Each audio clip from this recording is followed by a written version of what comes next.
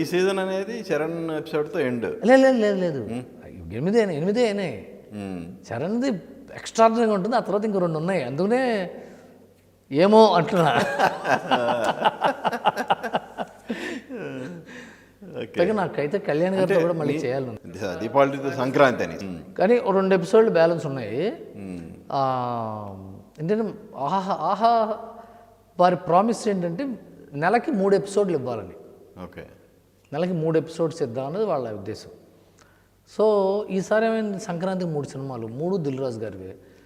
దాంట్లో దిల్ రాజు గారు 2, నాగవంశీది 1. పైగా అన్ని పెద్దవి. అరవింద్ గారికి ఎంత క్లోజ్ తెలుసు మీకు, నాగవంశీ గారు, ఆహా ఎంత మైహం వాళ్ళు. ఆ తర్వాత 3 సినిమాలు గురించి పైగా మాకు కూడా ఎప్పటి నుంచో రామ్ చరణ్ చేద్దాం అని ఎదురు చూస్తున్నాము. ఒక సినిమా వాళ్ళ సొంత బాలకృష్ణ గారి ఎపిసోడ్ మేము అఖండ చేసాము, వీరసమ్మారెడ్డి చేసాము, భగవంత్ కేసరి చేసాము, ఇప్పుడు ఒకటి చేస్తున్నాం వీరసమ్మారెడ్డి. ఇప్పుడున్నది డాకు మహారాజు. పోతే అనిల్ రావు ఇప్పుడుది. వెంకటేష్ దగ్గర ఇప్పుడు చేయలేము మేము. రామ్ చరణ్ గారు వెంకటేష్ గారు చేయలే. సో ఇద్దరిది మేము చేజిక్కించుకున్నాం. అది ఇకపోతే ఇది అయిపోయింది. సో ఇంకో 2 ఉన్నాయి. అందుకని ట్రై చేద్దాం. నేనైతే చిరంజీవి గారితో అవుతుందని అనుకుంటున్నా.